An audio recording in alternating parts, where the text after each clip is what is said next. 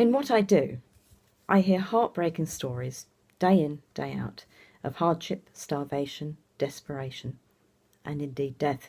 People are being stripped of their benefits by the cruel welfare regime, the Tory regime, where denying and delaying benefits is just the norm. The government like you to believe that sanctions are a last resort, but it's not like that. People are being sanctioned for silly reasons. A single mum had to stop to take her daughter to the toilet. She was 5 minutes late at the job centre. She received a month's sanction. A month.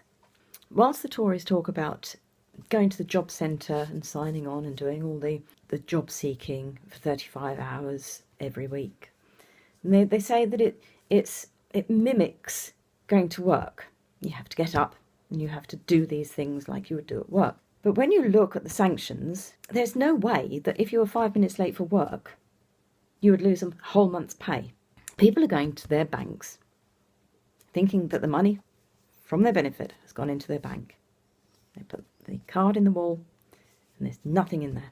They have no idea why they've been sanctioned. They've got no idea what they've done wrong, what crime they've committed to be fined a whole month's benefits.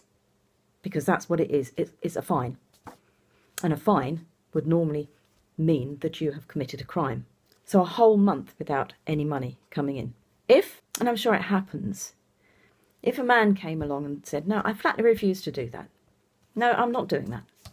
I'm not going to do what you tell me to do. Okay, well, you don't get your money. That's fine. So there's sanctions. Any government that can do that to their citizens doesn't deserve to be in government anymore. Doesn't deserve the privilege of representing us normal people. And it is a privilege. Nurses, they're only allowed to have 1% pay rise. The government have had 10%. Their pensions have gone up. So it very much is a privilege. They have a food allowance, a daily food allowance. They have a subsidised canteen, bar. They can pick and choose where they sleep. They can get rent from their house, and then they can get us taxpayers to pay rent for another house. Let's start with caring for our elderly, caring for our pensioners, caring for those who are sick, caring for those who are unemployed, helping them to find work instead of sanctioning them and starving them. We need a compassionate government. We need a Corbyn.